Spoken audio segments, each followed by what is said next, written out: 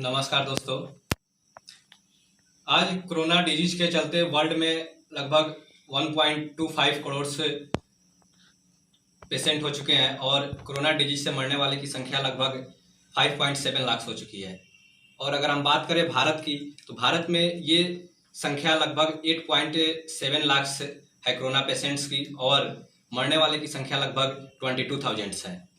और इस समय हमें जो सबसे ज़रूरी है जिस चीज़ की, वो है कोरोना की vaccine.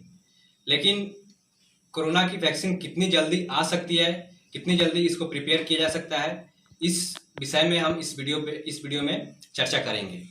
Hello friends, I am Shashi Ranjan. ये मेरा यूट्यूब पे पहला वीडियो है।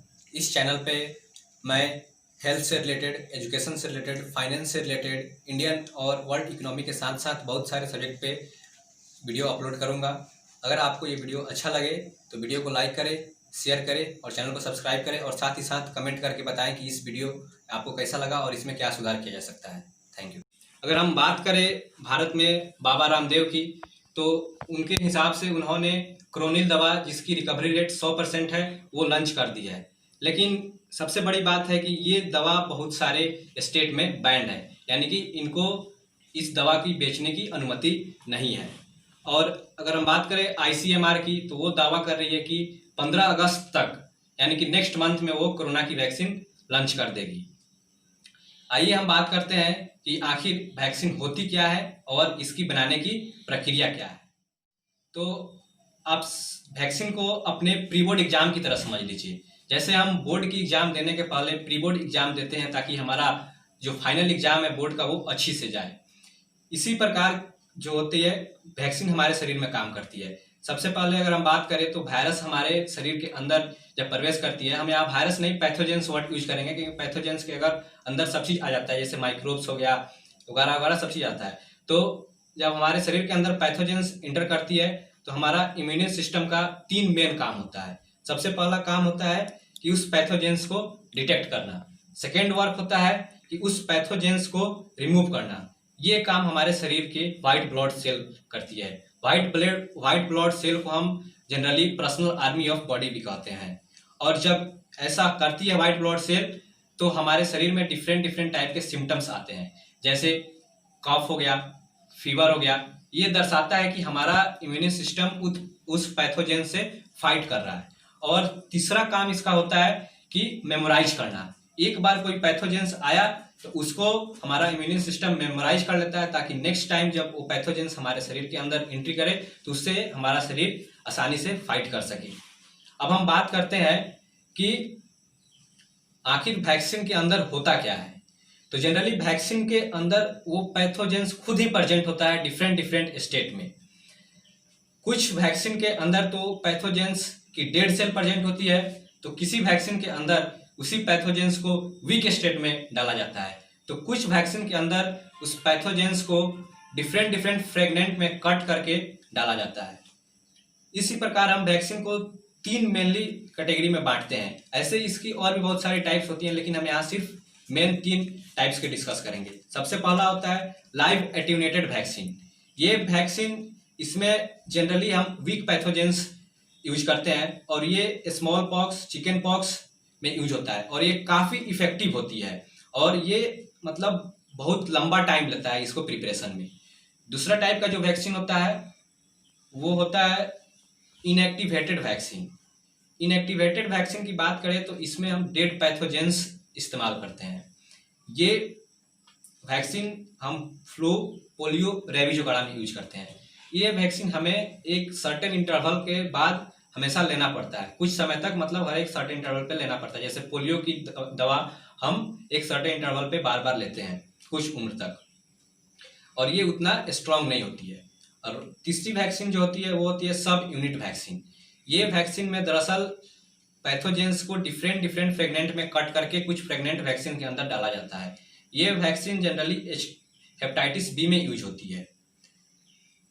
हम बात करते हैं कि वैक्सीन ने इस वर्ल्ड में जितनी लोगों की जान बचाई है, शायद ही कोई ऐसा चीज है जो ऐसा कर पाया हो। हम आपको एग्जांपल एक देते हैं। 17th सेंचुरी में child mortality rate below 5 years जो थी वो थी 50%। यानी कि अगर 10 बच्चे की जन्म होती है तो वो 5 साल की उम्र से पहले ही उसमें से 5 बच्चे की डेथ हो जाती थी। लेकिन अभी का जो स्टेटस है, इसके अनुसार से डेवलप्ड कंट्री में ये रेट सिर्फ 1% है, यानी कि वैक्सीन ने काफ़ी लोगों की जान बचाई है। अब हम बात करते हैं कि आखिर किसी वैक्सीन को तैयार होने में कितना समय लग सकता है। तो अगर हम एवरेज बात करें तो 10 साल, और अगर हम कोविड-19 की केस में बात करें तो यहाँ बहुत रैपिड स्पीड में काम चल रही है वैक्सीन तैयार करने में, तो ये एवरेज 1.5 ईयर्स हो सकती है। अभी तक वर्ल्ड में जो फास्टेस्ट वैक्सीन जो बनी है वो है मम्प्स की वैक्सीन, जिसको बनाने में 4 साल लगी है। और हम बात करें अगर HIV वैक्सीन की, तो एक रिसर्च के अनुसार पता चलता है कि 2030 तक HIV की वैक्सीन तैयार कर ली जाएगी। अगर 2030 तक भी HIV की वैक्सीन तैयार कर ली जाती है तो इसको बनाने में 50 साल लगेंगे। तो आप इससे अंदाजा लगा सकते हैं कि किसी भी वैक्सीन को बनाने में कितना समय लग सकता है।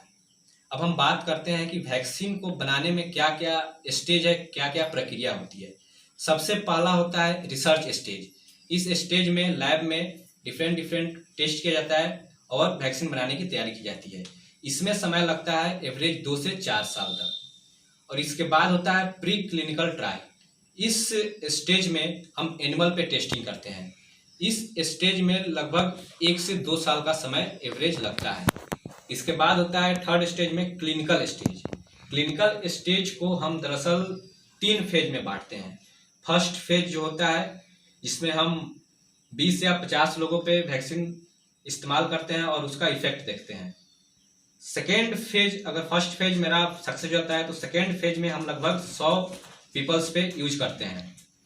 अगर ये सेकेंड स्टेज में भी ट्रायल सक्सेस होता है तो हम थर्ड स्टेज में 1000 पीपल के इस्तेमाल करते हैं और देखते हैं कि इसका इफेक्ट क्या होता है।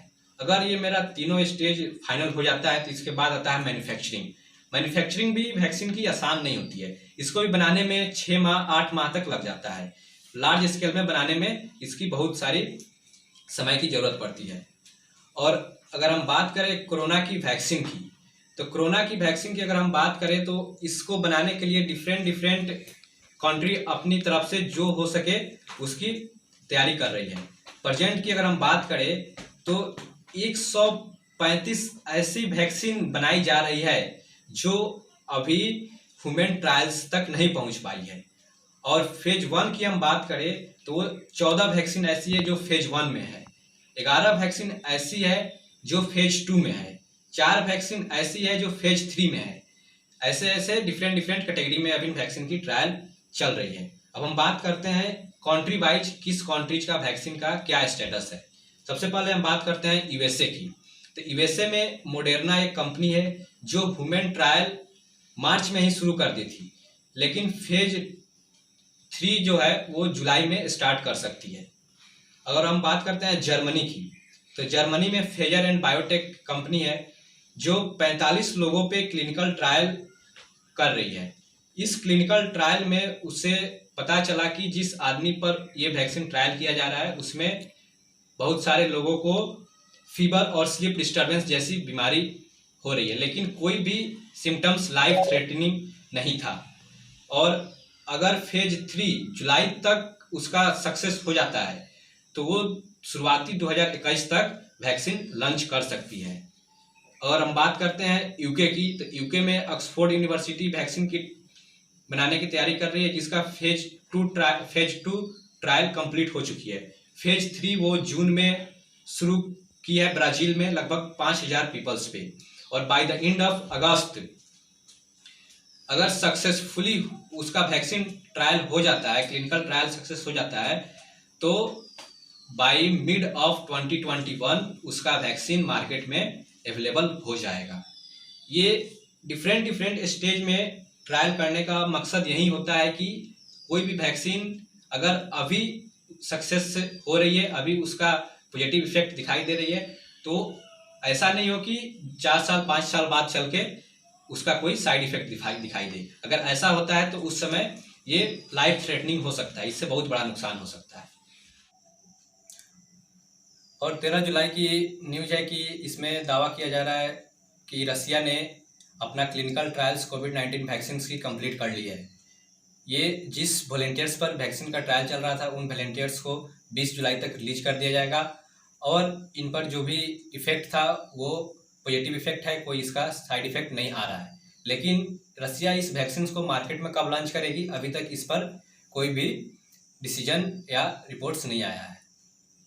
और हम अब बात करते हैं इंडियन वैक्सीन की। भारत में कोरोना वैक्सीन बनाने की क्या स्टेटस है।